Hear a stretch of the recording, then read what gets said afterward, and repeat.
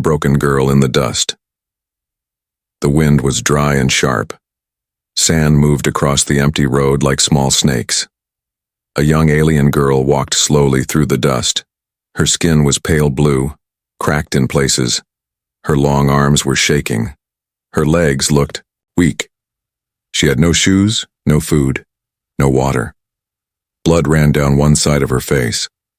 Not red, but dark purple. Her clothes were torn. Some parts were burned. Others were covered in dried mud. She looked like she had crawled out of a war zone. She passed a group of traders near the border gate. They saw her, but no one moved. One man looked at her, then quickly looked away. Just another escaped one, he muttered. She kept walking until her knees gave up. She fell near an old metal fence outside the colony. No one helped. No one came close. For hours, she stayed there, half asleep, half afraid. The sun burned her skin. Small bots scanned the area, but none stopped. But far away in a small broken building near the edge of the colony, a man named Jake was watching. He sat alone with a cup of cold tea in his hand. His screen showed security footage from the outer fence. He wasn't a guard anymore, not a soldier either, just a man trying to stay quiet. He saw the girl. He leaned forward. The camera zoomed in. Jake saw her eyes. Something inside him changed. Those eyes were not wild, not angry. They were scared, tired, lost. He got up slowly, grabbed his jacket and a small med pack. He left the building without a word. The walk to the fence took 20 minutes. When Jake arrived, the girl was still there, lying on her side, her arm covering her face. She didn't move when he came close. "Hey," he said gently, kneeling down. "Can you hear me?"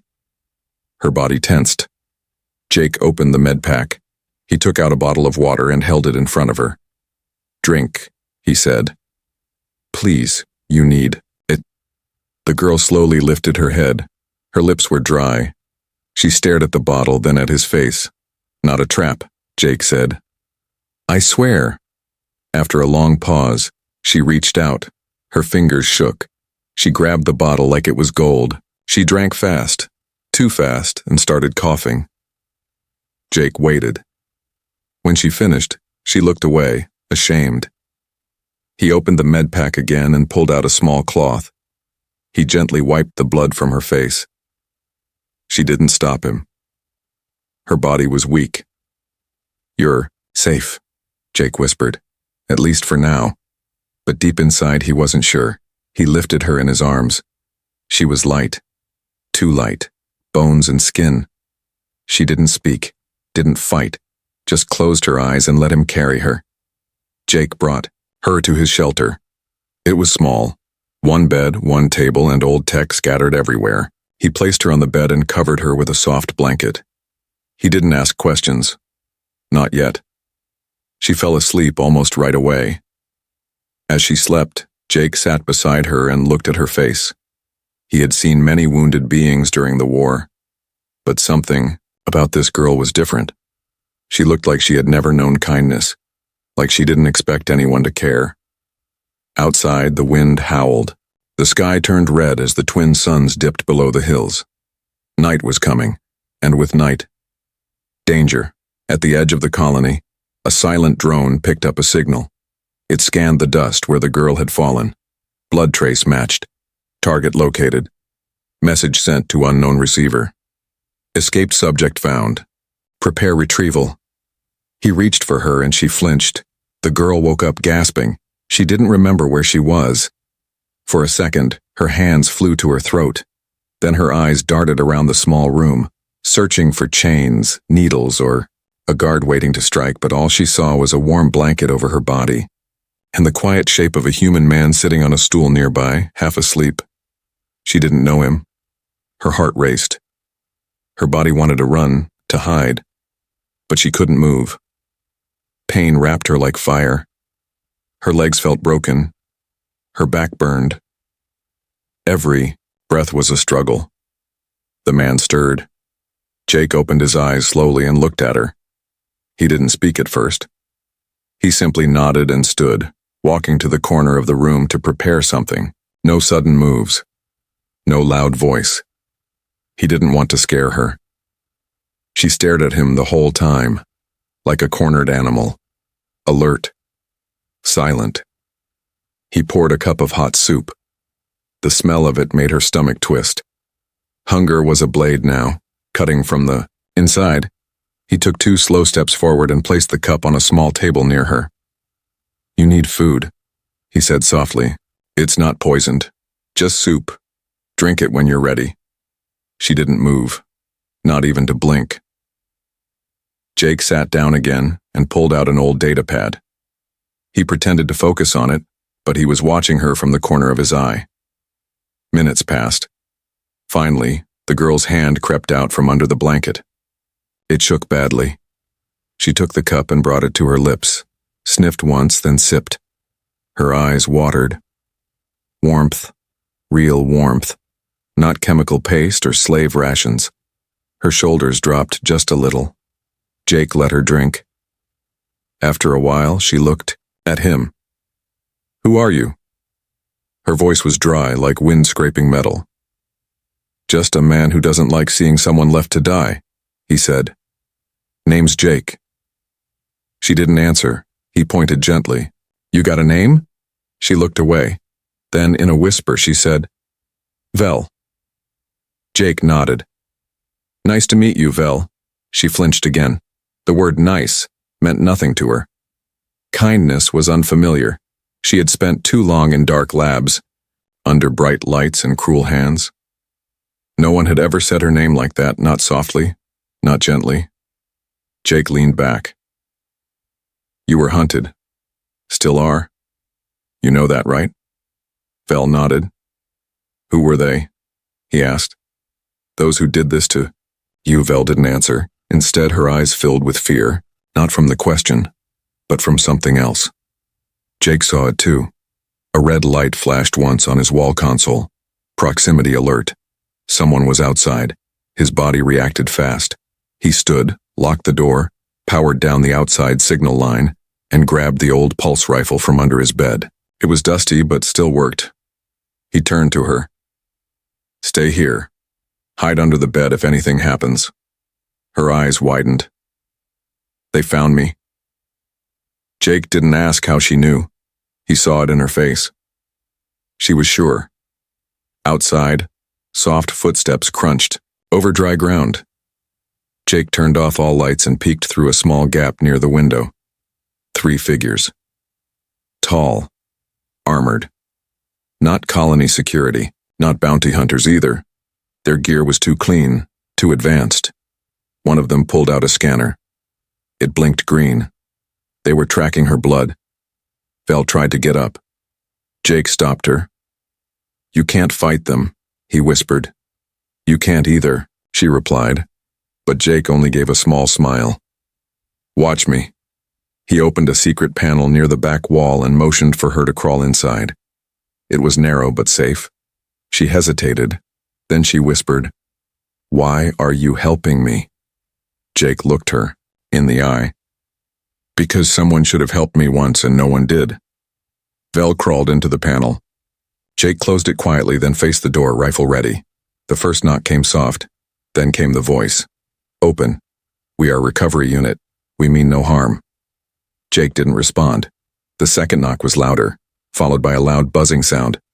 A plasma cutter heating up. Jake braced himself. But as the door began to melt and fall inward, Jake triggered a hidden trap near the roof, an old military flare system. It flashed like lightning, blinding the first attacker. He shot. One down, the others rushed in. The fight was brutal, close, silent. Jake moved like a ghost. His body remembered the war even if his mind had tried to forget. 2 more shots, 2 more, down. His shoulder bled, but he was still standing. When the silence returned, Jake opened the hidden panel. Vel peeked out, eyes wide. "You're bleeding," she said. "Yeah," he smiled weakly. "But I'm not dead. That's the important part, Darty." She stepped out slowly, then, without warning, she reached for his hand. She didn't flinch this time. Why was she hunted? The fire in the small stove cracked softly. Jake sat on a chair with his shirt off, cleaning the deep wound in his shoulder. Vel watched from the corner, her knees pulled to her chest, eyes never leaving him. She had never seen someone fight for her. Not like that. Not without a price. The others who touched her only wanted to use her, hurt her. But this human, he had risked his life and didn't ask anything in return. You should rest, she said quietly. Jake chuckled, wincing from the pain. I'll rest when they stop sending people to kill us. He wrapped the cloth tight around his arm. Vel slowly stood up and walked to the window. The night outside was calm, but the silence felt fake. Jake followed her gaze. They weren't bounty hunters, he said. Not local. Their tech was clean, fast, trained to kill. Vel nodded. They were from the Corps. Jake frowned. The Corps? She hesitated, then spoke, her voice like a whisper in the wind. The Central Labs, where they make weapons. From life. She looked down at her own hands. I was one. Jake blinked. What do you mean? She sat down slowly, pulling the blanket tighter around her shoulders. I was made in a lab, born to obey orders, to serve their kind. They tested pain, endurance, fear, how much we could take before breaking. Jake's jaw clenched. Slavery. Worse, she said. We were not even seen as living, just tools, experiments. He looked away, angry, disgusted. But you escaped. Vel nodded. I ran. I killed a handler, stole a map. They didn't think one of us could fight back. But you did, Jake said. Only because I saw a girl scream and no one helped her. She was like me, smaller, younger. They broke her in front of us. Vel's voice trembled.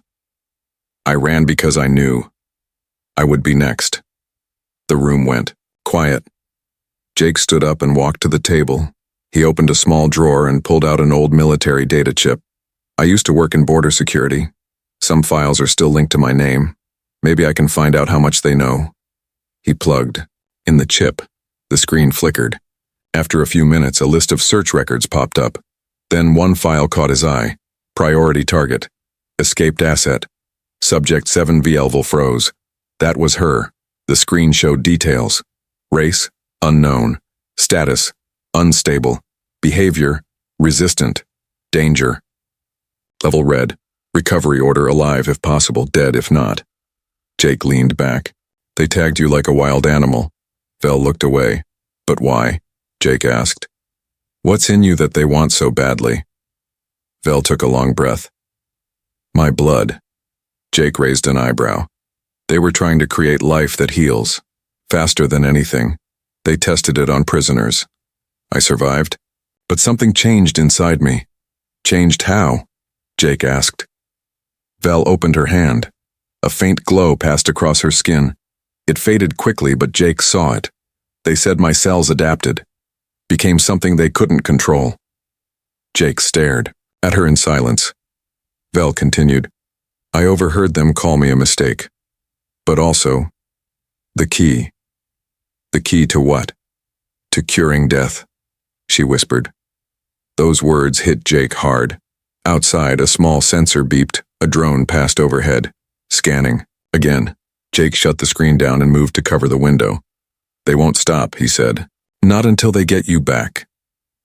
Then I'll leave, Vel said. You saved me once. I won't bring death to your door again. Jake stepped closer. If you leave, they'll find you. And next time, you won't escape. I'm used. To pain, she replied. You shouldn't be, Jake said. No one should. Silence fell again. Then Jake made a choice. I know a place, he said. Off-grid. Old rebel outpost. Not on any map. If we can reach it, maybe we can figure out a way to keep you safe. Vel looked at him, unsure. You'd help me again? She asked. I won't let them take you, Jake replied. Not after everything. A sudden knock echoed through the silent night. Both turned to the door. Another team. They had come faster this time. Go to the back hatch, Jake whispered. We run now, Vel hesitated for just a second, then she followed him into the dark. The night they came for her. They ran through the back of the shelter, into the cold darkness of the outer colony zone. The stars above were sharp, bright, and silent. No one out there cared who lived or died tonight. Jake held a flashlight low in one hand, a stolen pulse pistol in the other. Vel moved beside him, her steps slow but focused. Pain still burned in her legs, but she didn't stop. They stayed off the main paths, slipping between old metal storage units and dead supply trucks. Jake knew the layout well. These were the ghost parts of the colony, places no one checked anymore. Just a little further, Jake whispered.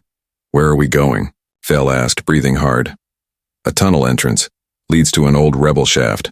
If they didn't seal it, we might lose them. Behind them, a red light flashed in the sky. A drone. Jake pulled Vel close under a collapsed roof beam. The drone passed, by scanning the area with a wide blue light. Both held their breath. The drone paused. Jake's heart pounded. Then it moved on. He exhaled slowly. We keep moving. They reached the tunnel 5 minutes later. The door was rusted shut. Jake took out a small torch and began cutting. Sparks lit the air. Vel stood watch, her fingers twitching with fear. They're getting closer. She said. Jake didn't look up. I know. The last metal bar fell away. The tunnel door creaked open. Inside, he said. They stepped into darkness. The tunnel smelled of old dust and oil. Broken lights hung from the ceiling. Rats scurried at the sound of their steps. Jake sealed the door behind them. They walked for almost 20 minutes, using the flashlight to guide them. Vel began to slow down. Rest here, Jake said, stopping in a small corner. Vel dropped to the ground, her body trembling. I can't run like this again. You won't have to, Jake said. Not after tonight. But even as he said it, the words felt weak. Suddenly, a distant sound echoed through the tunnel. A metal thud. They found the door, Vel whispered. Jake stood. I'll block the path. You'll die, she said, standing too. Maybe, Jake said calmly. But not before I make sure you get away. Why? Her voice cracked. You don't even know me. He looked at her. I know what it means to be thrown away. I won't let it happen to you. Vel's eyes filled with tears, but she said nothing. They moved further down the tunnel until they reached a fork. Jake pointed to the right. That path leads to the outside edge. Climb fast, then run north. There's an old comms tower. Someone might pick up your signal. What about you? She asked. I'll hold them off. Vel grabbed his hand. Don't, please. Jake stared at her, surprised. Her voice was shaking. If you die, I don't want to be free. He touched her face gently. Then we fight together. A loud bang came from behind. The enemy was close now. Jake gave her a pistol. You know how to shoot? Yes, Vel said. They taught us that much. Shadows appeared down the tunnel. Lights flickered. They came fast. Black armor, glowing helmets, no warnings. The first blast hit the wall near Jake's head. He fired back. Vel joined him, her hands steady despite the fear in her chest. She hit one in the arm. Jake took down another with a well-placed shot. Then one of them threw a stun grenade. The tunnel filled with white light. Vel screamed. Jake pushed her behind a crate and covered her with his body as the shock hit. His ears rang. Pain filled his chest. But they were still alive. He looked up. Two of the attackers were getting close. Vel pulled herself up, blood dripping from her arm, and fired again. One dropped. The other turned to shoot her. But Jake was faster. His last bullet hit the attacker in the throat. Silence. Dust settled. Jake coughed, holding his bleeding side. Vel crawled to him. You're hurt. Again, he smiled weakly. I really need to stop collecting wounds. Vel pressed her hand to his side. A soft light glowed under her skin. Warm. Healing. What are you? Jake whispered. Something new. she said, something they tried to erase. His pain faded slightly. Outside, more boots echoed in the tunnel. But Jake smiled. "You're not alone anymore," he said, and for the first time, Vel believed it. She was more than a test subject. The tunnel was silent again, but only for a moment. Jake and Vel sat against the wall, breathing hard. Jake's wound had stopped bleeding, thanks to whatever strange power glowed in Vel's hands. It wasn't magic, it wasn't tech. It was something else. Something alive. Jake looked at her as if seeing her for the first time. "What did you do?" Vel didn't answer right away. She looked at her hand, still glowing faintly. "I don't know. They called it a reaction, a mutation.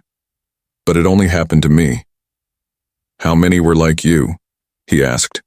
Vel's voice was hollow. "Over 200 Maid. Maybe 50 lived past the first year.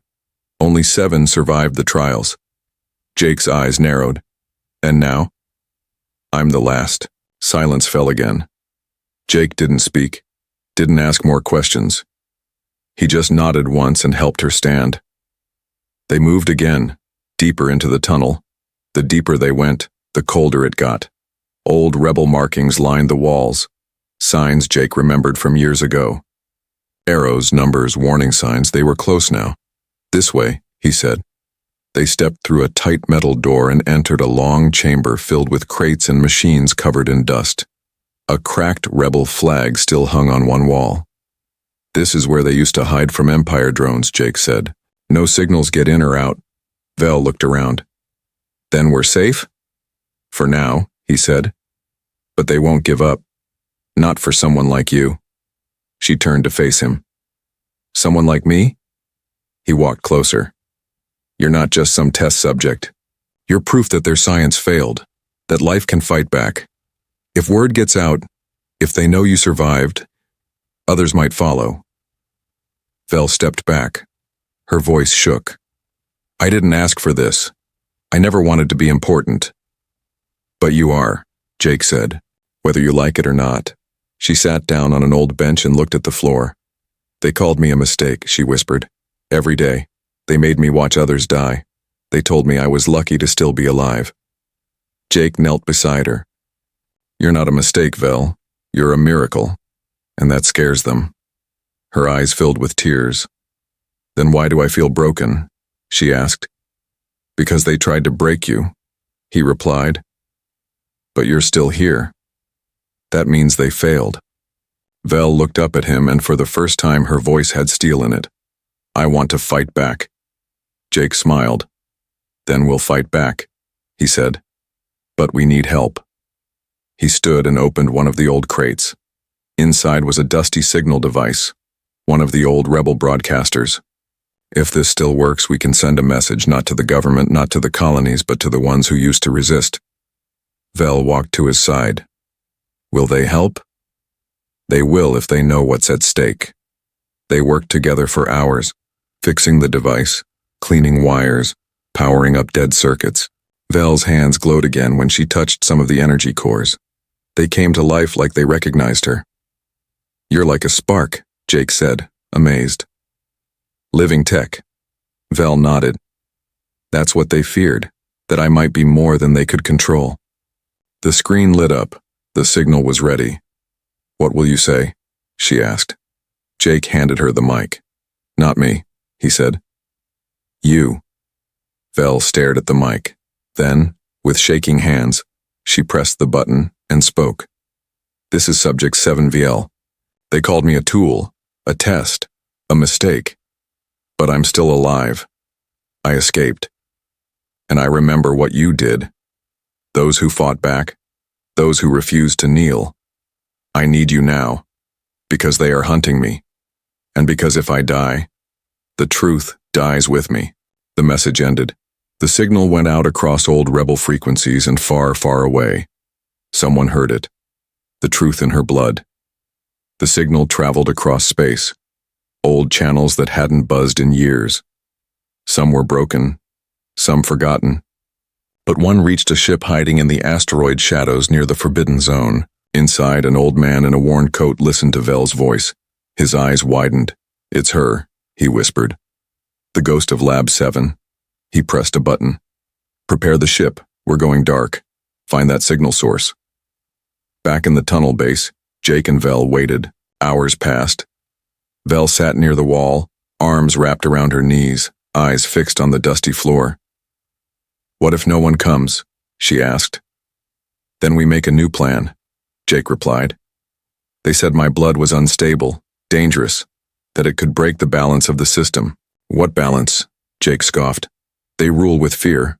Maybe your blood breaks their control. Maybe that's the real danger." Vel didn't respond, but something inside her was changing.